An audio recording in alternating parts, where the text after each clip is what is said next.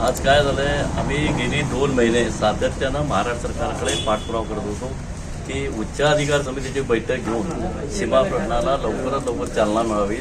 Supreme कोर्टामध्ये जे आज जवळजवळ 2020 पासून आत्तापर्यंत 4-5 वर्षामध्ये ह्या केसच्या तारखा लागल्या नाहीत।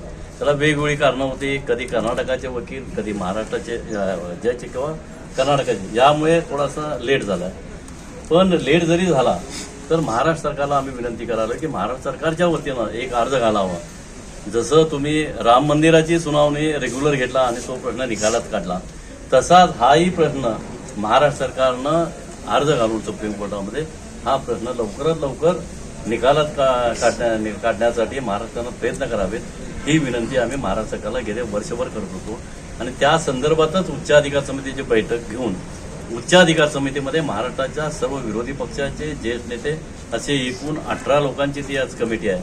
त्या कमिटीसमोर हा विषय ठेवून लवकरात लवकर सुनावणी घ्यावी अशा स्वरूपाची विनंती आम्ही केली होती। त्याप्रमाणे महाराष्ट्र सरकारनं आम्ही केलेल्या पाठपुराव्याची दखल घेऊन उद्या 30 तारखेला दुपारी 1 वाजता विधिमंडळामध्ये ही बैठक बोलवलेली आहे उच्च अधिकार समितीची। त्या बैठकीमध्ये महाराष्ट्र सरकारनं आमच्या तज्ज्ञ कमिटीचे जे काय वकील आहेत किंवा आमचे बेळगावमधले वकील आहेत त्या लोकांना आणि मध्यवर्तीच्या 3 लोकांना मालोजी आष्टेकर, मी, आणखीन मनोहर केनेकर, त्या तिघांनाही त्या बैठकीला निमंत्रित केलेलं आहे। त्याचबरोबर जो विषय हा बोर्डांचा विषय एक चालू आहे, त्याबद्दल आम्ही एक विनंती करणार आहोत की महाराष्ट्राच्या खासदारांनी या अधिवेशनामध्ये येणाऱ्या लोकसभेमध्ये हा प्रश्न मांडावा।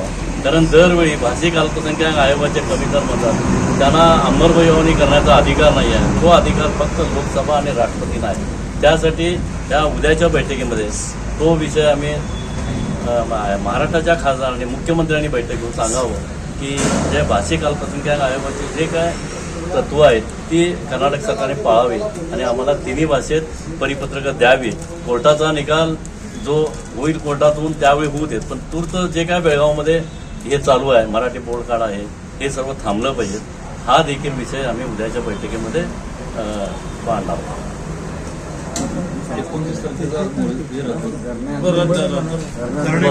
आणखीन महत्त्वाचं म्हणजे आम्ही एकाच विषयासाठी मुख्यमंत्र्यांच्या घरासमोर 29 तारखेला धरणे आंदोलन करणार होतो, पण कालच रात्री त्यांचा निरोप आला आणि आज सकाळी त्यांचं आम्हाला पत्रही आलेलं आहे की तुम्ही 30 तारखेला बैठकीला आम्ही महाराष्ट्र सरकारनं ठेवलेली आहे आणि आपण धरणे मागं घ्यावे। त्याप्रमाणे आम्ही आज मध्यवर्तीची बैठक घेऊन तूर्त आमची धरणे आम्ही माघार घेतलेली आहे।